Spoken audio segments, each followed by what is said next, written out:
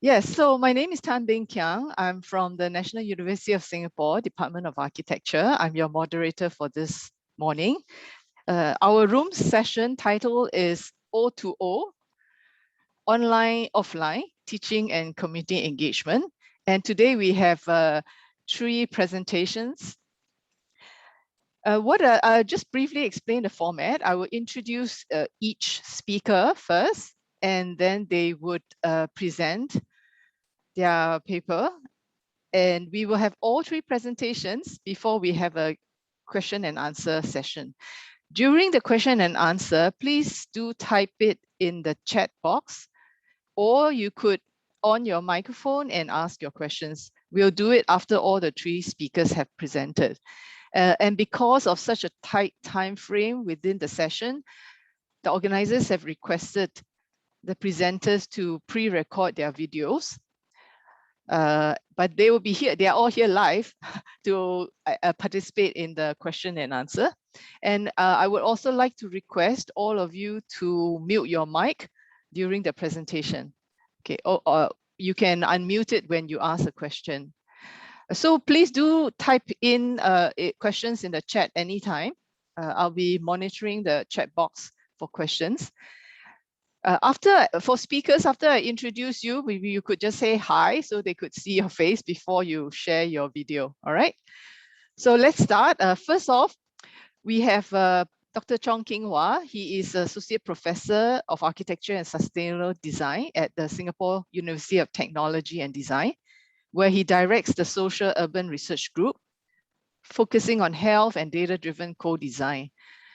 He was curator of the Singapore Pavilion for Venice Biennale 2018 and the Seoul Biennale in 2017. The title of his paper is Preparing for an Endemic World, Online, Offline, O2O, Community Enabling Framework.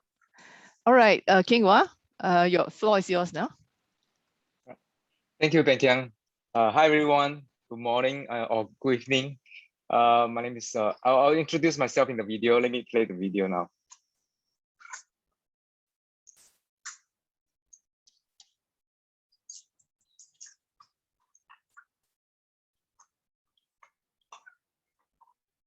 Past 1.5 years. O2O. Hi everyone, I'm Chong Keng Hwa, Associate Professor at Singapore University of Technology and Design, SUTD. On behalf of my co-authors, I'll be sharing what we have been working on in the past 1.5 years, O2O Community Enablement Framework in preparation for an endemic world. In Singapore, safe management measures have been strictly enforced in public spaces. You can see how yellow tape has created a new type of architecture language here. It's interesting that the term safe distancing is used instead of social distancing, which implies a collective wish to socialize despite the restriction. Yet it was particularly challenging for a community to come together in the absence of a physical place. But it also created a unique scenario for community self-organization, which was even more essential when almost all social services were shut down and the needs of vulnerable communities increased. We saw a quick emergence of citizen-led initiatives that attempted to fill the gaps in coordinating assistance, leverage on digital tools. Through process mapping of 12 case studies, we identified patterns to group them into 5 typologies. They were then mapped to understand the relationship between resource management and the online-offline platform use.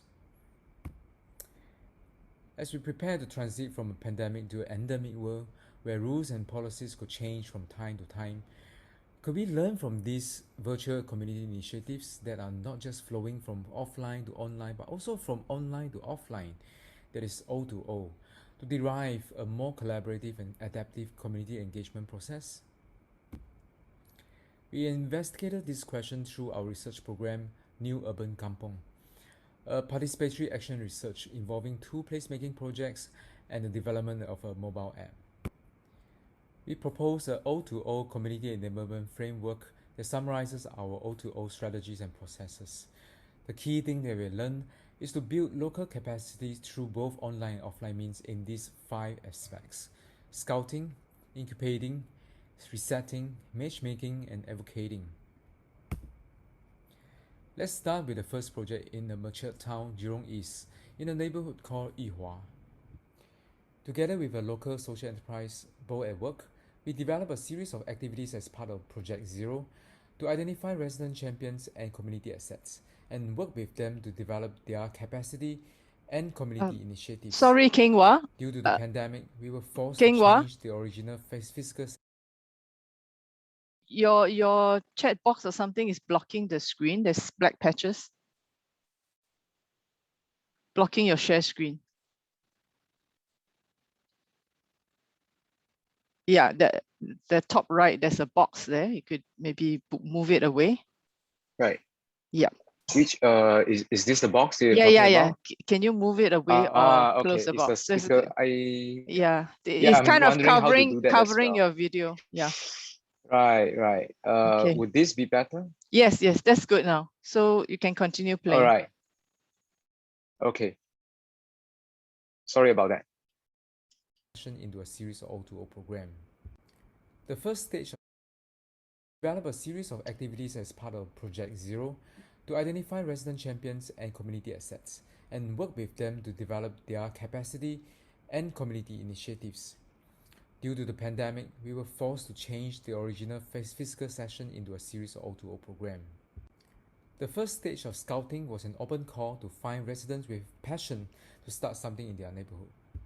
With tighter safe distancing measures, an e-picnic was held instead of actual picnic during the stage of incubating to create a more engaging experience to activate these champions.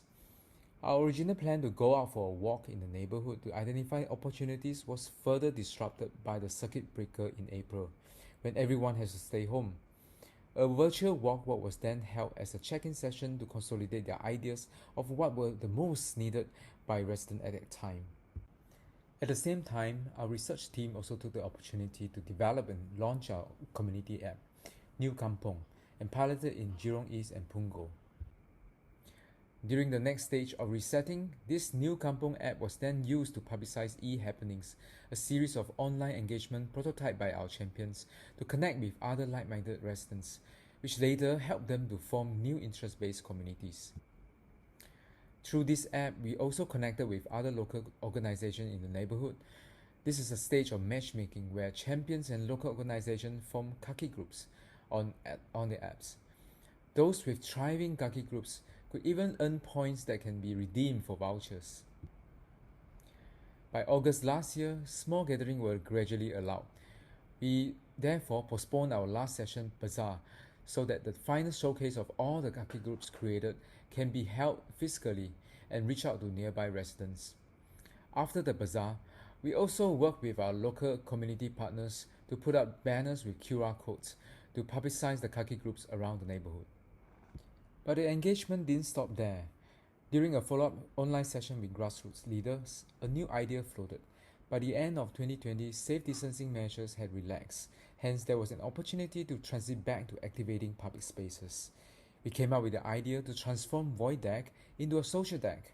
The social deck brought back some of the earlier community initiatives to life and led to a series of placemaking projects that moved around Yihua.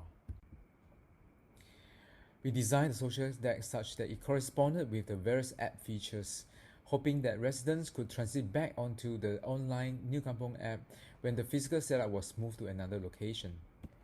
The social deck started with just one location at first, but gradually covered a total of 4 different locations in the span of 4 months.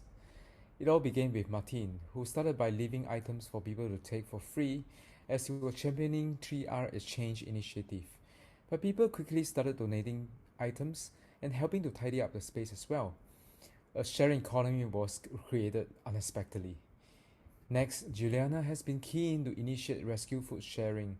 She actually started from her own house. She launched the weekly free pasta at the social deck, which became a huge success, even continued to run until today. Shaharida saw the success of Juliana's initiative. She wanted to cook for the residents at the rental flats next to her block, but due to COVID restriction, it was not feasible. But Kampong Senang was already running a community kitchen. They loved Juliana's initiative and brought in the rescue food for their kitchen. They also connected with Martin to run social deck outside their wellness center for an extended period. What's surprising to us was that when the social deck moved to another location, each initiative continued to grow by itself. However, they didn't transit to our app as expected. They set up their own WhatsApp group instead.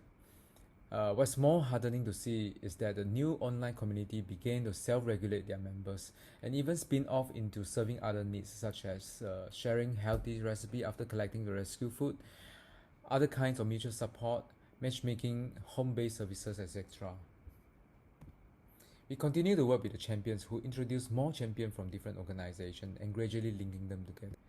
Currently, we are in the midst of setting up a working group called Friends of Social Deck to look into the long-term sustainability of such placekeeping program. In a much newer town, Punggol, we are also working with another group of resident champions from the estate of Cascadia.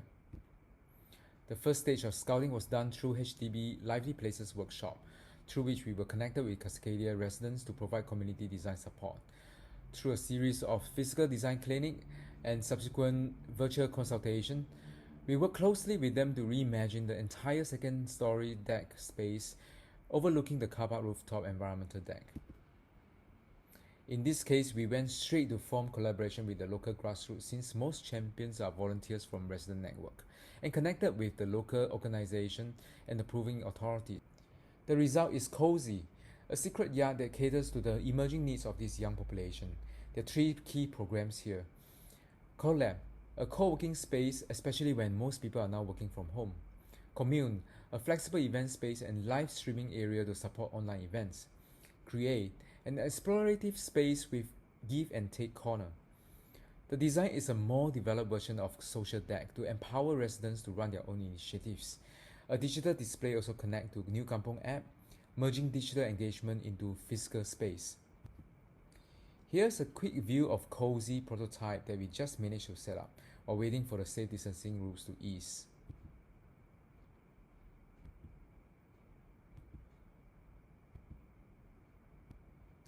We already welcomed our first group of users. They were playing nail guns there and were so excited to claim that this is their secret base. This is our evaluation framework, which is still ongoing. A quick view of Social Deck survey, that more than 60% of residents actually want to contribute and more than 30% want to volunteer with future Social Deck, which is much higher than the large-scale general survey that we conducted before the prototype. As we track the flow of interaction with our offline physical Social Deck to online chat group and New Kampong app, we can see how O2O interfacing deepens the level of participation in residents. We can also apply the same analysis of O2O interaction in macro scale. So here are a few things that we learned. O2O process is not linear. There are lots of back and forth between the stages, especially between matchmaking and resetting. Although Singapore is seemingly homogeneous, every neighborhood is different, and we need to tailor O2O strategies and keep developing new ones for each neighborhood. Both physical and virtual presence, engagement, connections are important, but developing new app is not so effective as we find out. Due to heavy development and high maintenance, it's better to equip champions with digital literacy and transit their initiatives to existing online platforms after the initial prototype. Finally, from the multiple crossing line that you can see here, O2O is already here, the new norm, and will most likely continue to be so in the endemic world. So let's develop O2O community engagement process together. Thank you. Thank you, Keng Wah. I think it's really inspiring, the residents initiating all the various projects and then getting more and more people involved. There's a question. So for the speakers, when you finish, you could take a look at the chat box first about the questions they've been asking, and then we will discuss it at the end. So from Singapore now, we will move on to Cambodia. The next two speakers, I will introduce Miss Eva Lloyd. She teaches at the UNSW Sydney, has a practice background in urban design, architecture, and interiors through community-based development projects across Southeast Asia. She brings this experience into her education-focused role at UNSW, leading interdisciplinary design courses that explore social agency and intercultural collaboration in local and international contexts. Since 2015, Eva has worked with Vu Lino and Pen Saripatna, pardon me if I pronounce the names wrongly, to co-lead a series of courses in Phnom Penh, Cambodia.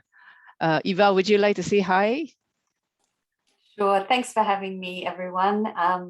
I'll hand over here to Lino and then we'll start our presentation. And Beck, if you can share, that would be great. Okay, next I would like to introduce Lino. Lino Wu is from Sasa Arts Project. He's a visual artist, curator, and educator interested in space, cultural history, and knowledge production. His artworks often engage with micro and overlooked histories, notions of community, placemaking, and production of social relations. He works with various media and often constructs architecture bodies as situations for interaction. Lino, would you like to say hello? Hello, everyone. Thank you so much for having me. All right. All right. So now let me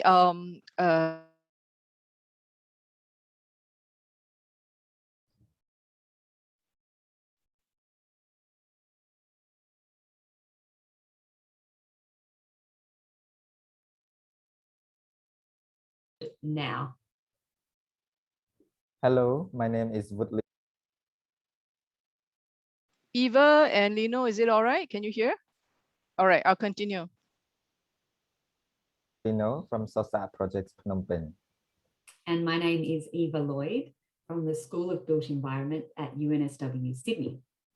Today, what we're going to talk about is what happens now to virtual, international, community engaged education.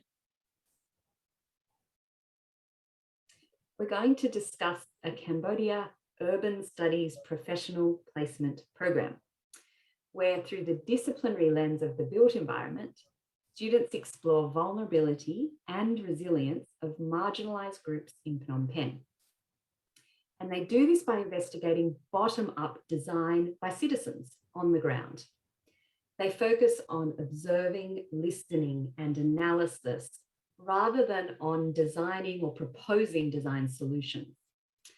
From a professional skills perspective, students learn to collaborate in interdisciplinary and intercultural groups and to consider ways that they might be civically engaged as design professionals.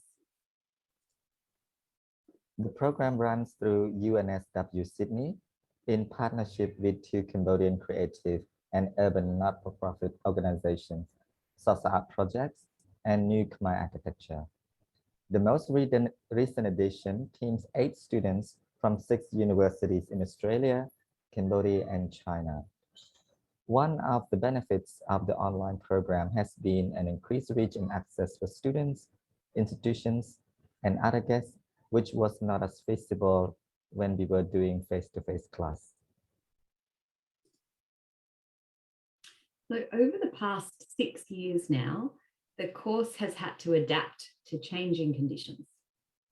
The program grew from an urban street life studies course in 2015.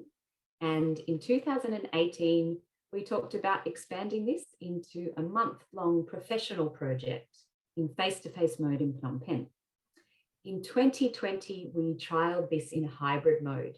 So we had students that were face-to-face in Australia and face-to-face in Cambodia, and they met together online. And in 2021, with lockdowns in both Sydney and in Phnom Penh, the course ran and is currently running fully online. We know that face-to-face community engaged courses can be very transformative for the students and community members. So we are wondering if this is possible in an online setting. So what we are trying to understand is, can a meaningful connection to place be fostered online? Can an intercultural teamwork be productive in a virtual setting? And can a willingness to civic engagement be cultivated through virtual interaction? We believe that there may be interconnections between these 3 components, with intercultural collaboration supporting a connection to place, and both of these helping to foster civic engagement. So what we would like to do now is talk through some examples of how we have tried to foster these 3 aspects in both hybrid and fully online modes of learning. Firstly, what we've tried to hold on to is to give students the reins as investigators. We start with a fairly broad project scope and ask student teams to determine their own research pathway within this scope. What we've found is this more self-directed exploration helps students to form their own connection to place and take ownership of their work, both face-to-face and online. So to give an example of this, students this year have been asked to explore the role of Phnom Penh's public spaces in supporting marginalised groups in the pandemic.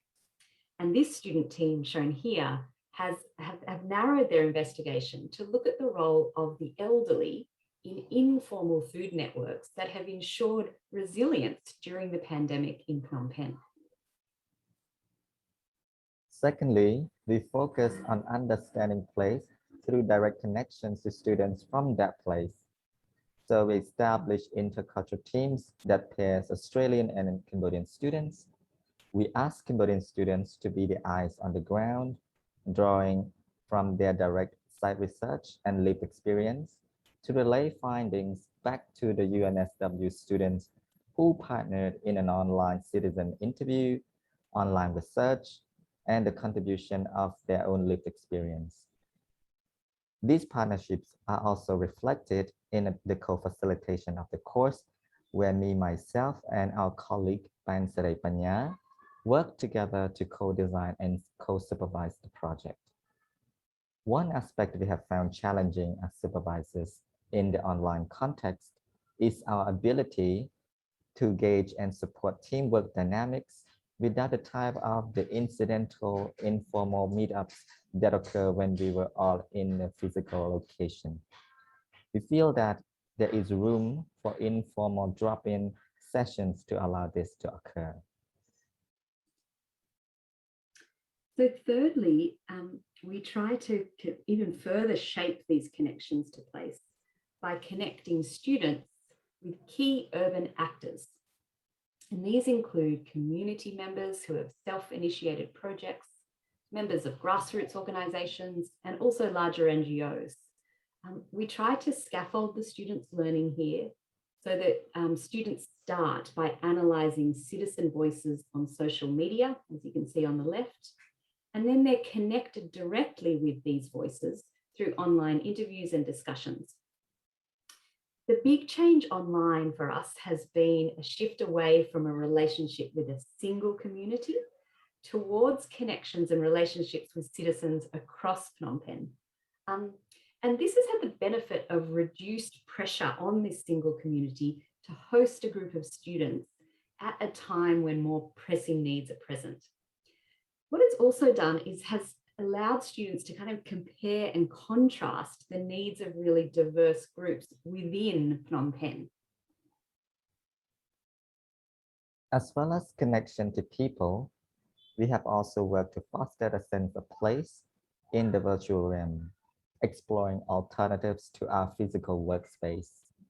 So we use different platforms, including Facebook chit chat group messages, as a place for incidental chats and daily check-ins. We use Zoom as our formal weekly meetings, and we use Miro as our collaborative workspace to virtually note, document, and share work in progress. We operated in much less structured manner last year and have found that actually students' understanding have improved this year, particularly due to the archived visual process supported by platforms such as Miro. Finally, we have tried to really leverage the public online realm to make students' research very accessible and to build ongoing citizen participation. So this year, what we're trying to do is ask students to present their findings through an online exhibition. And we've said to students, this exhibition must include a participative, crowdsourced element, really to allow for ongoing collection of these on-the-ground stories beyond the end of the students' project. And you can see here students beginning to collect accounts of informal street food vendors and food donors in Phnom Penh streets during the pandemic. And on the right there, encouraging the audience to add to these stories.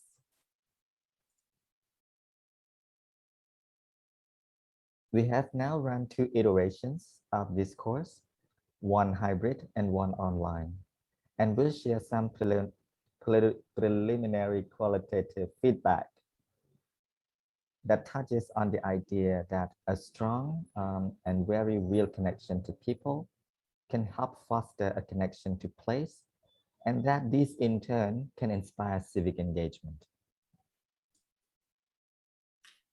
So there were 2 quotes from students that really stood out to us and that we wanted to share today. One of our Cambodian students talked about the value and importance in creating and designing in collaboration with the community as something that they became unexpectedly passionate about and are interested in pursuing as a career path. And this was a student that took the online version of this course. And then another online student from UNSW talked about the tangible, real, and authentic nature of the course, allowing her to see things in a really different way and driving her interest to understand Cambodia more. It is important here to note that for all of this to occur in a meaningful manner, it has been through relationships. Sometimes it's messy, but always imbued with trust and flexibility. These relationships have evolved slowly over time. This often goes against institutional pushes for speed and scale, but it is crucial to hold on to. It has allowed us to adapt to the changing conditions, such as the pandemic and online learning. As you could see here, the relationships or partnership between the students in both contexts in Cambodia and Australia, has expanded to a larger network of the ecology of both sides.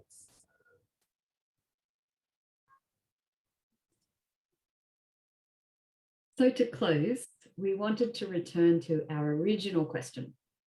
What happens now to virtual, international, community-engaged education? We really believe its ability to provide students access to community projects that are few and far between at many universities these days means it should stay. And perhaps it should be scaffolded throughout programs with face-to-face learning rather than replacing face-to-face learning or being lost altogether. We also believe that it should build connection to place through connection with people. We highly value the teaming up of students from diverse contexts and ensuring all students can exercise their agency. In turn, we suggest that the real virtual project can inspire civic engagement.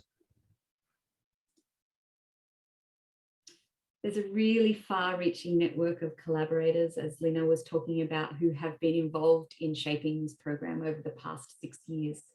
And so we would like to end by acknowledging them all here.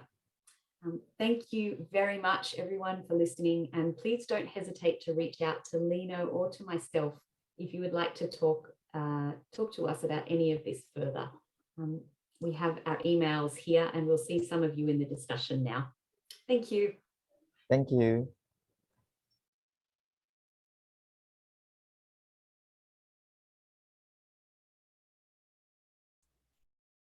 Thank you, Eva and Lino. It's a very interesting case, and I mean, so many things that we could discuss. Is intercultural, is students working from different culture, is students working in another culture, and there's also the language issue.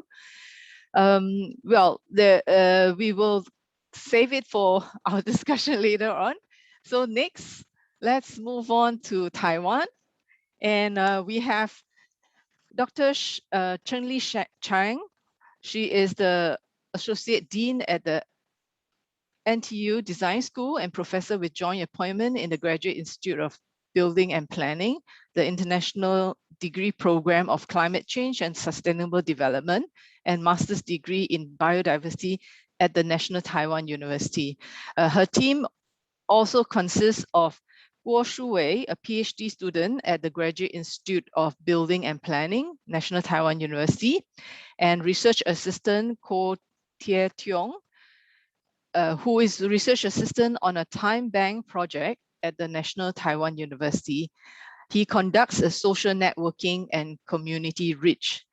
The title of their presentation is Experimenting How Time Banking and Gamification to Stimulate Rural Youth Education of Normality, a case study of community-based high school curricular transformation in rural Daxi, Taoyuan, Taiwan.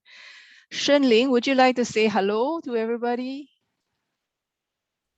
Hi, everyone. Nice to see you all, and it's a very exciting opportunity to learn how community designers try to do our help to, do our best to confront the challenge of the new normal situation. And our case is based on a local community, and I will hand the floor to Shu Wei and Taitong. Please go ahead. Yeah. Oh, Okay. By the way, yes. I also need to want to introduce Dr.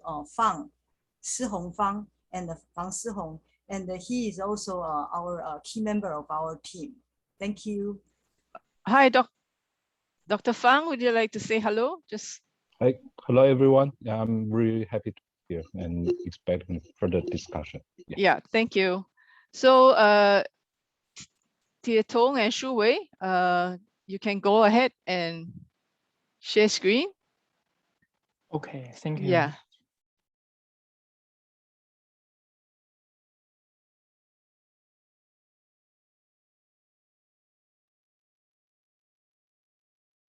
Hi everyone, thank you very much for joining us today. Today's presentation will be given by me, Taeyong and Shu Wei. Our project is an attempt to stimulate rural youth education of normalities through time banking and gamification. And our case study is a relatively under-resourced high school in a rural town, Daxi in Taiwan. In this presentation, we would like to answer the question, how can we solve the learning difficulties of rural youth in the context of the pandemic? We believe that in this new normality, the learning motivations of rural youth could be well promoted by the development of the translocal learning community, which is incubated by digital technology. We find out that there are three dimensions of the translocal learning community: youth culture translator, gamification with digital human touch, and friendship building via time banking system. And we will discuss the details later. First, we elaborate on the National Taiwan University time banking system. This system is also one reason why we choose Zhishan High School for our case study. This system, structured by informational technology, facilitates translocal exchanges, extending the value beyond the current currency system. It generates a sense of reciprocity and achievement through cooperation and mutual assistance among participants, and it could expand social networks and enhance social capital among participants. Through the deployment of this time bank system, our research team has explored and facilitated many localized supporting models in both urban and rural communities and schools in Taiwan. Today, we are going to focus on the school sector, especially the educational of youth. Many time banking practices in Taiwan are in the sector of healthcare and elderly care. However, our team believes that time banking could be expanded to a more diverse area. As a result, it is important to include groups from the younger generation into the time banking system. We believe that by including young people, especially those who are relatively disadvantaged, through better system design, the potentiality of youth participation could be well realized. The case we are going to share today is located in Daxi Township, Taoyuan City, which is a small rural town in northern Taiwan. Most of the students in Zhishan High School are from economically disadvantaged families, and some of them need a part-time job after school to support their families and take care of their elders. Actually, we have been collaborating with Zhishan High School for 10 years. Our team believes that rural education is important because the development of the self-confidence and hometown identity in high school education can contribute to rural revitalization and social challenges in aging villages.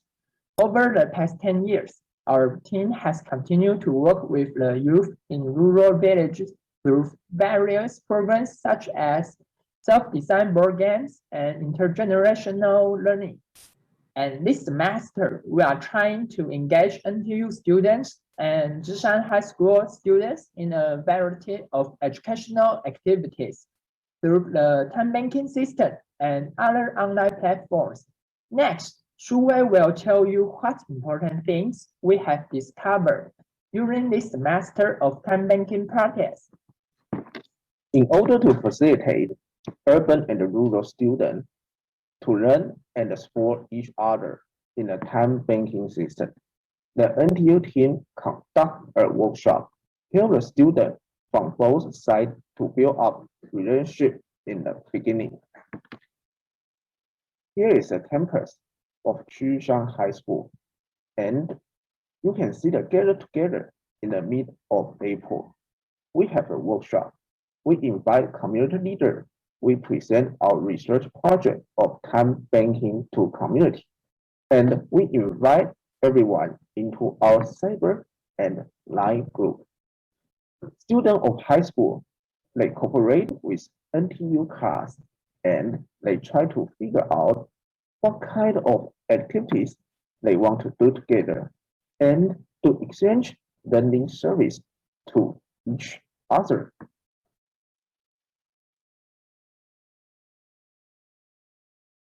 So this workshop, participants from different backgrounds and generation were able to get to know each other and understand each other's needs. The teacher from Zhishan High School and the team from NTU are referred to as translator in this project. The translator is someone who can understand and grasp the culture of different groups and play the role of the bridge. For example, the teacher at the Zhishan High School share a concern of youth with NTU students, so the NTU students are able to get acquainted with the high school student at Zhishan High School when they chat. After the workshop, there was outdoor activity on string dancing. Here, let's watch another clip.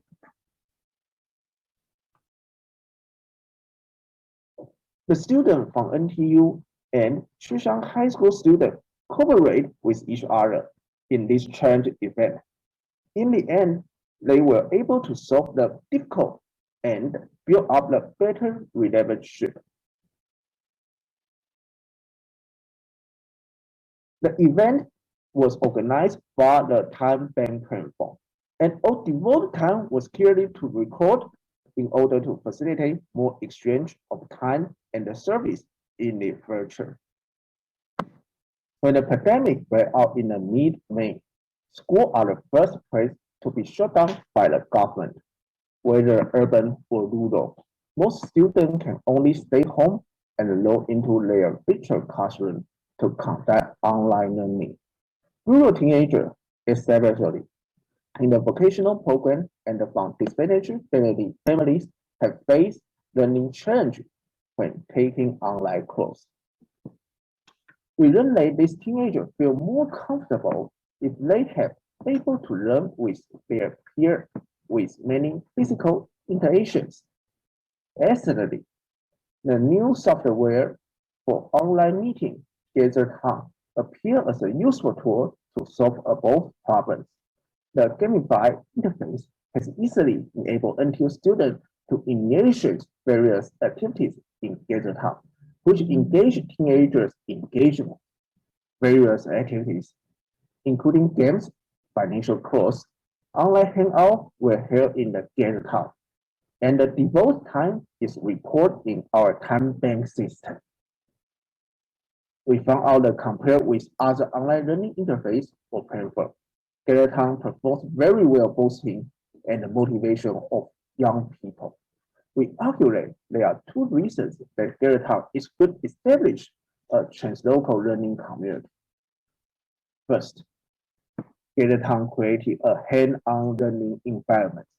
Before each lesson or activities, students are excited to discuss how to decorate the space in the Gather Town and eagerly share their ideas with each other. Rural youth get used to learning with many hand-on practice. However, all kinds of hand-on class were suspended during the pandemic. Instantly, the interface and the layout of the Gather Town has provided a way to facilitate those hand-on activities. On the other hand, compared with other online meeting software, Gather Town allows creative things to be sustained for a long time. The teacher at the Jushan School proposed the idea of online real life library, where different teachers and the students are different rooms at Gather Town. They share their appetites and organize online learning, and more people are invited to join them as long as rooms stay alive. It actually runs like a real school. All in all, Gather Town has transformed the cold cyberspace into digital space with human touch, and it also enhanced the student learning motivation. In conclusion, we argue that in the new normality, local learning community incubated by digital technology can promote the learning motivation of rural youth. There are three main components which help incubate the translocal learning community: youth cultural translator, friendship building in time banking, and gamification with digital human touch. Source translator. Different communities can quickly warm up and build up relationships with each other. The time banking platform keep record the contribution of participants, and those record time could be exchanged, and this enhance mutual assistance.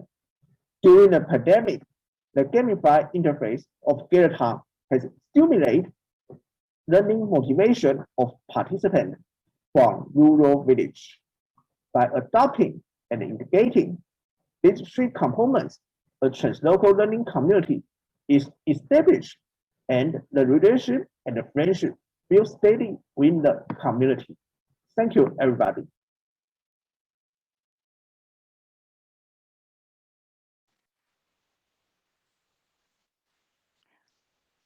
Thank you, Shu Wei, Tian Tong, and Dr. Chang. It's really interesting, like we moved from Cambodia to Taiwan and exploring new technology like gamification to keep the interest of the youth in the rural area during the difficult times of the pandemic. So now let's move on. We have 20 minutes for the Q&A session.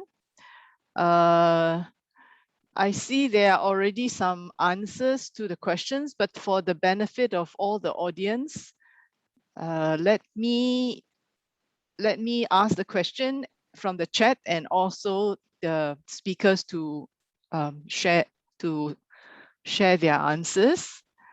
So Lee Zhonghan asks for the first project, Kenghwa's project. He said, amazing work. Have there been any conflicts, and how is conflict between citizen groups managed? How much of the success of the project at the Jurong project was because of extensive work by both at work in building community relationships?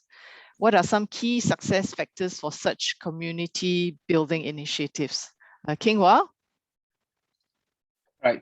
Yes. Thanks, Megan. And thanks, Zhonghan, for the great question. I just want to apologize first. The first part of the presentation was blocked by the Zoom chat box. Sorry about that. I was reading the chat.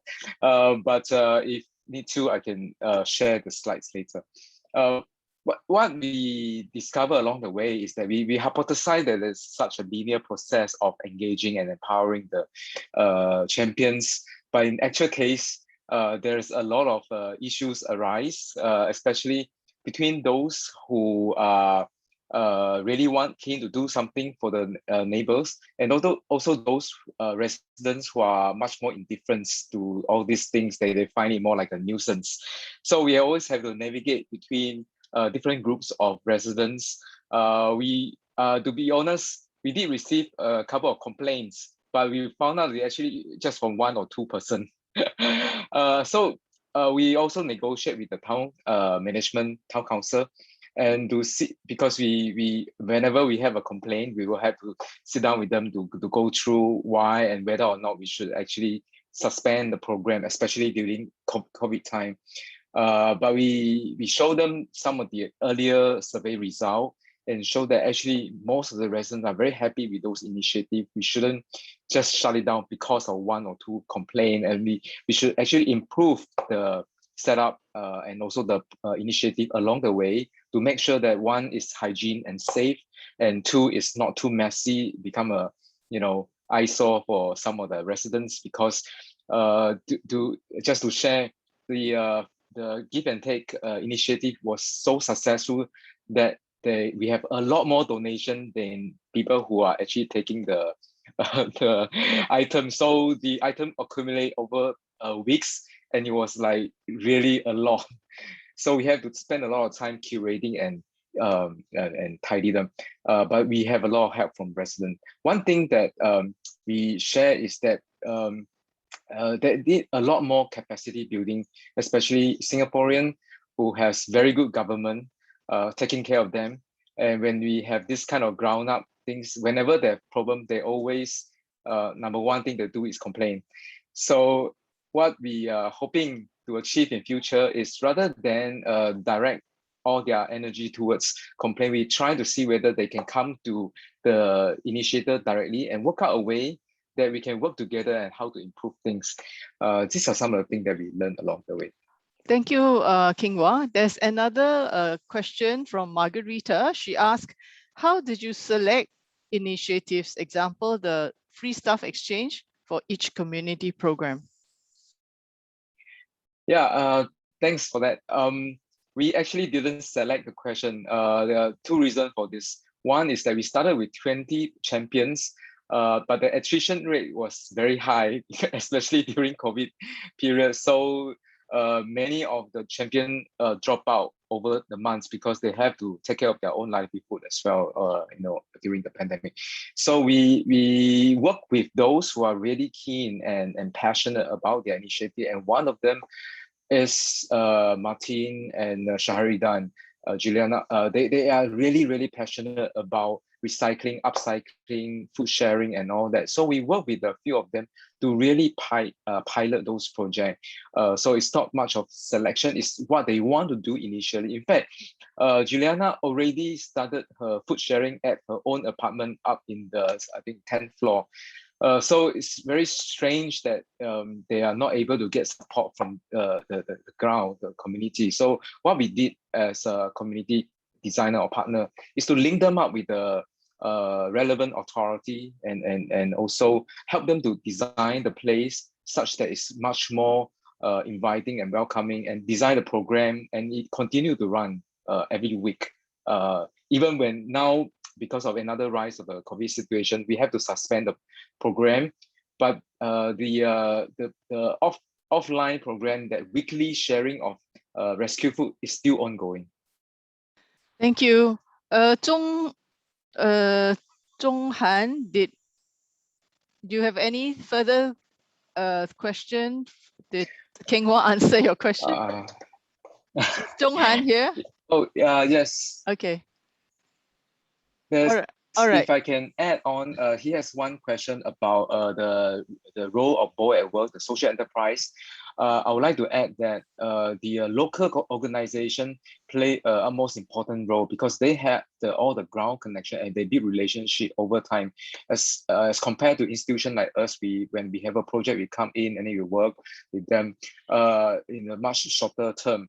Right, so we really leverage on their relationship both on the ground with the resident as well as the connection with the other organization, which is very important. We realize that in order to have the program running, we need a strong support from the grassroots as well as the politician as well. Thank you. Jennifer has a question for Eva and Leno. Jennifer, would you like to speak up?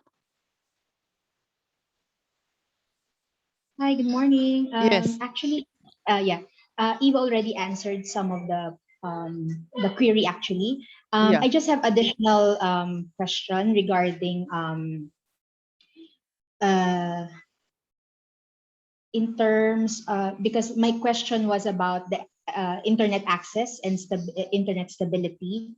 So because it's always a hit and miss when we do online and cross-cultural collaboration. Another is in terms of conflict resolution, for example, between teammates, students, and also the community and students. How do you manage if there are some disagreements? Thank you very much. Thank you. Eva or Leno? Leno, do you want me to start? Yes, please. So maybe just for everyone's benefit, the first question was about making sure all students can access the online platforms that we use. And then I think the second part was about making sure they actually have internet access. The internet access aspect is a tricky one to navigate. In all countries, including Australia, every week someone can't connect. And so the way that we've kind of navigated that is making sure that we operate in quite a multimodal manner. In the first year that we ran online, we made the error of using a platform that UNSW uses, which is Teams. And that was incredibly difficult for citizens, community groups, and other students to access. So we pivoted after that and said, all right, we need platforms that anyone can access from wherever they are. And so Zoom has allowed that, Miro allows educational access, and then just Facebook chat. So that's a big learning that we had. Is there anything that I'm missing there, Leno, in terms of that first question? Access and technology. No, yes, you covered. Just want to add a little bit that, yes, we also have these, what we call blog, right? We have these like blog as our course guide, where we track all of these, like each week there's a resource and a recording of previous week or whatnot. So if anyone missed the session, they can go back and catch up. And other thing is like actually the online session is only part of the whole picture. Actually, what we have is this weekly online meetup, 2 hours, but there's a lot of work behind that. So actually students are required to do 12 hours of work per week. And there is this offline work that they need to be done individually and collectively as a group, a collective research group.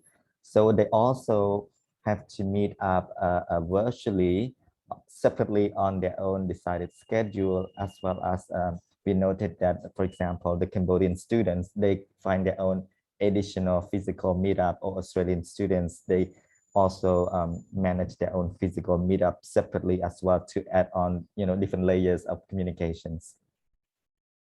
Yeah, that's right, Leno. And working in teams is hugely beneficial here, even for the logistics of, oh, my team member missed the meeting. We find the students then get those team members up to date. And so we can kind of step away and the students take ownership. One thing to, sorry, Jennifer, or Ben Kiang, sorry, I couldn't see who. I think the question about how do you manage the conflicts? Yeah. Yeah, sure. So it's the conflict has been something Leno, Panya, and I have talked a lot about. When we're face to face, we see the students much more, and we're all in Phnom Penh. And so you watch the students work, and we're often a part of those working sessions. And so conflict can be managed quite immediately by the students, but also we sometimes need to intervene. When we're online, it's much more structured, and we see the students in these formal online meetings. And so you can feel, right, when conflict is bubbling up. but we're not privy to those incidental meetings that the students have when they meet up. So it's something that we thought for next year, maybe we as supervisors can drop into those less formal sessions with the students. That's one thing. Another we do is we set at the beginning of the course a teamwork contract. So the students have to reflect on how they might like to contribute, what their individual goals are, what their personality types are, and then what they would like to do as a team and how they'd like to work as a team. And then we do that in the middle of the course, and then we're about to come to the end and they'll do it again. So that kind of contract, I mean, it's sort of formal, but it prompts students to navigate and resolve conflict on their own also. And the other is just that Facebook chat. I know last year a couple of students had some conflicts, and we just kind of did some informal chatting via Facebook and slowly resolved that with us intervening a little bit. Again, I'll hand over to Lino here if there's anything else that I'm missing. I think that's good. Yeah, thanks, Eva. I'm curious about the language issue. I assume between Cambodian and Australian students, they can communicate in English when they did the teamwork, right? So what about when the Australian students communicate with the residents, the Cambodian residents, the community, and also when the Cambodian students communicate with the community, and then when they are going online, and when they meet them together, all three, what happens? Yeah, that is a very good point. If I may add on after if I miss anything, but so we are very aware about this one. Our one basically a working language for this collaborative program is English, of course.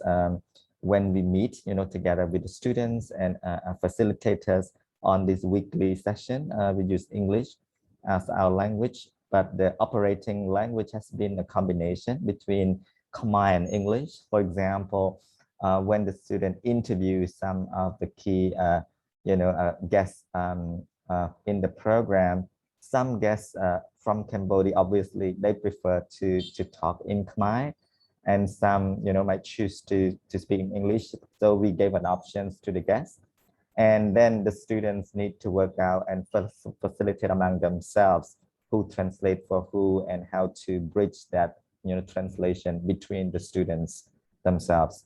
So I think that has been really important for us, so that we see that we value, either language based on what context is important. Thank you for sharing. Let's move on to the last project. Are there any questions for last project? Let me kick off with the question.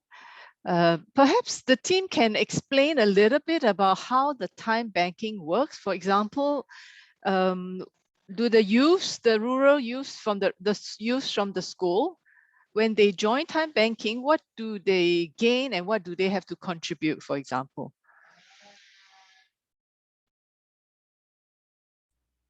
Does Siho want to respond to this? Or should I just say? Okay. Indeed, we have run a time banking project in NTU, and we have been working in many scenarios. And the high school scenario is one of the scenarios in this time banking project.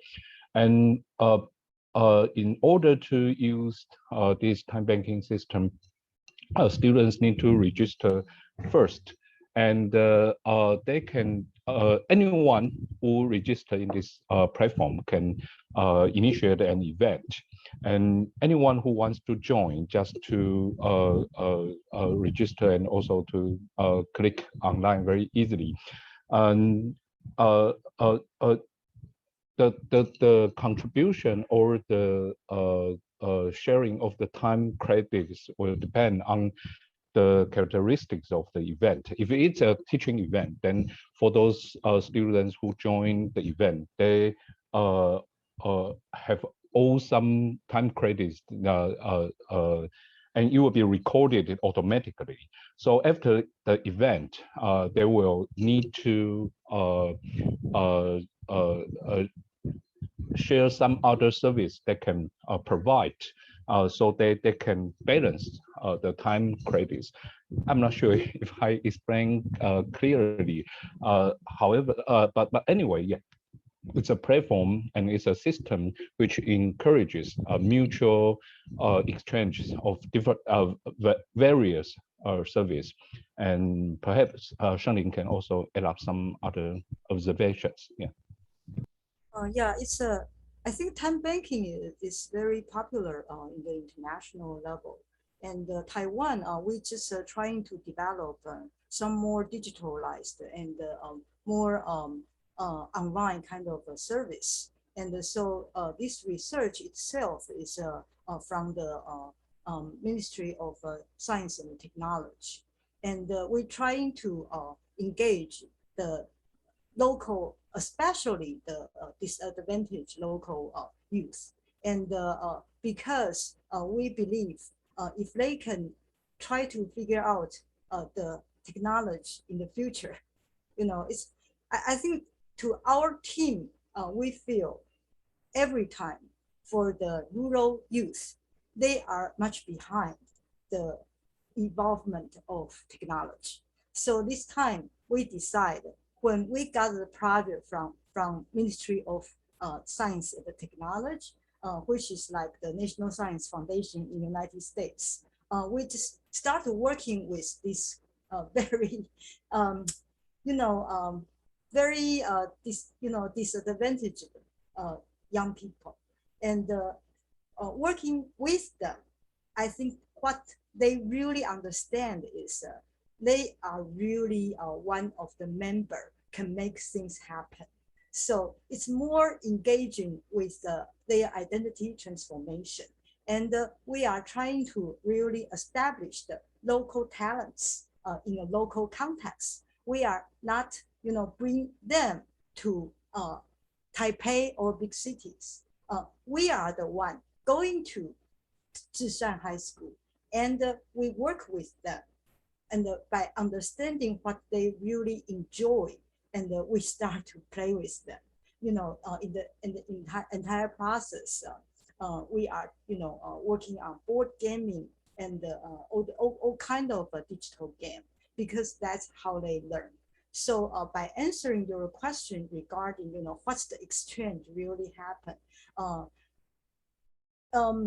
for our, from my side, I'm so surprised that they realize, from the National Taiwan University students, it's like the best group of students, and by working with the Zhishan High School team up together, and they realize the friendship is really the most important thing. They are exchanging on the time banking system.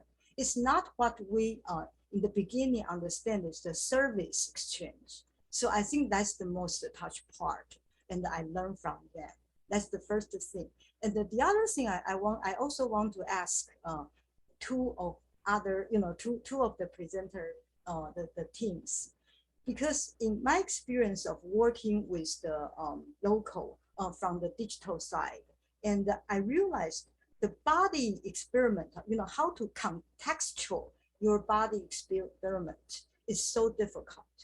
For example, last summer, I had a studio. It's an IFO. It's a urban design, international studio. And our project was in China, and we end up has to do the streaming, and our students like spread out from Asia, Latin America, and Europe, and for the time zone, it's like so complicated, and even though the Chinese team, they try to streaming the local situation for everyone, and when I'm learning, when I'm listening to their presentation, I feel that the European students are thinking about the Taobao village of China from a European ideology and their experience. And the Latino, Latin American students are thinking from their local experience. And how do your team trying to figure out the interface of contextual your body experience And that's the part I feel, you know, I've been doing the community work ever since the end of 1980s. It's sort of let you know my age. But nevertheless, the contextual, the body experience, you know, it's like, you know, I'm like, tell me how you young people doing it, please. Okay, that's my question to you guys. Yes, I think it's a very interesting question. I grapple with that in my class too, like because of the COVID. So Eva or Leon, would you like to share your thoughts about this? It's a really challenging question. I mean, maybe not all of us have answers yet. And so just to clarify, you mean that bodily experience when we're online? How do you form that? I think the bodily experience that you experience when you're physically at the site. Yeah. And then now you are you filter it now through the online, right? With trying to stream videos or showing photographs. Yeah, I think Lino and I, we've talked about this, maybe not directly, but it's that the lack of the visceral. And one thing we talked about is how important it is to have online connection to real people in the place that you're designing for and with. And so beyond images, it's an opportunity to connect as we are now and to feel that visceral sense through these live conversations with real people who are experiencing the issues that we're talking about on the ground. That's one practical example I can think about. And Lino and I just a couple of days ago were saying, I wonder if that is more powerful than even, you know, there's a lot of technology. We talk about Google Maps and Google Street View and allowing students to connect to a place through those. Maybe we were saying the people contact is actually a stronger way to connect and to understand and to experience. That's a few points from me. Yeah, that's a good point because, you know, we were discussing about this, you know, because the word virtual itself, it sort of inherited this, you know, idea that it is not real, like the word virtual itself. So therefore, this sort of like our perception of something not as real. But actually, we were talking about, you know, how to create a sense of realness to the students about what they're researching on or engaging with.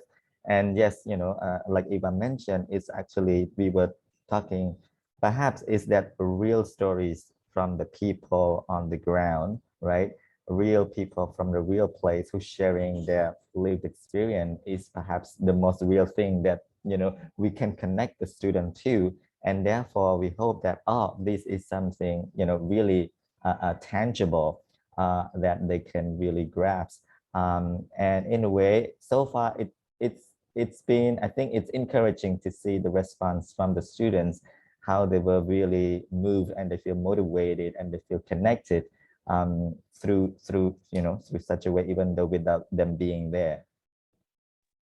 Yeah, for one of my yeah, King Hua, yeah, go ahead. Oh, thanks.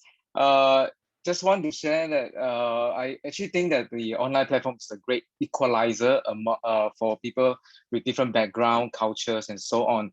And one of the experiments I think we did last year was to invite architects from another place to do really real-time show us around the place that they've been working with and talk to the users who are using those places real-time.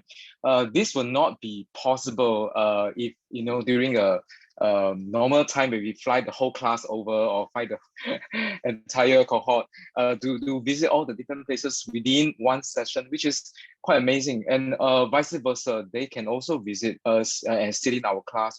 And I really feel that if we can really leverage on that kind of real time, maybe in future, real-time translation, built-in apps and all that, I think it will be a very much more opportunity for us. Yeah, I think that is certainly very good experience if you can stream real time. One of the instances I encountered was, or maybe Shen Ling mentioned it, the streaming. Sometimes the network in the village or in that community is very poor, so you can't do online streaming at all. So what I try to do is I pre-record a video of, I could go there, so I can pre-record a video of the place and visit it and interview somebody, and then I will play the pre-recorded video to students. And then the ones who have a better connection, then I invite them live in the Zoom, and then they can answer questions. So it's kind of trying to blend and find all the fixes of using multimodal, like what Eva said, to achieve the best effect. Yeah. Certainly for the audience listening in, right? If you have your own experiences, please feel free to share. At the end, there is a Jambox link set up by Jeff for all of you to post your thoughts and any further questions you have on the Jambox. So it's now in the chat. Jia, you kindly posted it, the tiny URL. That's a Jamboard. So you can type your thoughts about this session or the rest of the session of today, of tomorrow as well. And also your own experiences in relation to what we just asked to the speakers about their experience. Yeah. This, maybe King Hua, could you share how do you do the e-picnic? You said they had an e-picnic. I was curious. Oh yeah, well, that was challenging because that was the first time we transit from offline to online. It's supposed to be the actual picnic on the ground, and that was, I remember, it's March last year, and all the restrictions first kicked in. So we before that we never heard of Zoom, but there was the first time we were using that as well. So a lot of experimentation, using that as a way to everybody give inputs through the Zoom, like what we are doing now, but actually can do annotation and brainstorming. So we run a lot of brainstorming session with the 20 champions. Later on, I think we also explore other platforms like Discord and some of the online like Miro, and so on. Thank you, you're muted. I see a message from Jeff. The session is going to end in 2 minutes. Oh. So I'll have to wrap it up. Thank you very much for the sharing today. I think it's been very interesting, sharing cases from 3 different countries, 3 different kind of contexts, 3 different kind of projects. So I'll encourage all of you to continue sharing your thoughts in the Jamboard. And please do join the session tomorrow. Same thing, you join in the morning. Please log in by 8:50 a.m. in the main room before we go to breakout room. And tomorrow there'll be a wrap-up session. After the breakout, we all gather in the main room again for the concluding meeting together. All right, thank you very much. And I hope you enjoy today's session, and take care, everybody. See you tomorrow.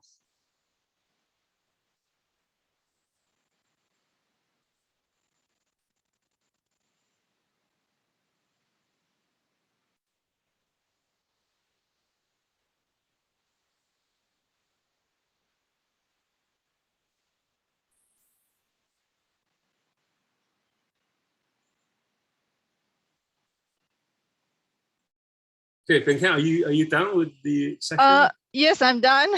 Exactly. Okay, 10:30 now. Great. Thank you so much. Thank you. you. I was able to listen in from time to time. It's one. Yeah. So will they kick us out like exactly at 10:30? I'm making sure that all the rooms are done. So I see. Go check on room 3, but everybody can go now. How do I go back to the main room? I can't find it. The blue button on the lower right hand side that says the leave room. Oh, okay. All right. But there's still some people in the room, but I Thank think you. they are all leaving. Yes, Eva. Hi. It's been 10 years since I've seen you. So thank you God, to so Jeff. long. I know, and it's we actually so knew nice. each other. I did a studio, Wow. and I brought that Eva was my first contact in Cambodia as well, where we did a studio together. Amazing, right? I think we should arrange another time to catch up, Eva. I think so. Yeah, and talk about our own experience. Yeah. Had to say hi and thank you to you both. It was such an interesting conversation to be a part of. It's great. Look forward to tomorrow. Yours is a really interesting project too. To do it online is so challenging. When will this one end? The one you said is totally hybrid? 2 weeks. 2 weeks time? Yeah. Do you know what, Ben Kiang? I'll invite you to the presentations. Yeah. Oh, that'd be nice. Yeah, if I can make it. Sure. Yeah. Great. Okay. All right. You have a great day. Thanks, Ben Kiang. Thank you. Bye. Bye-bye.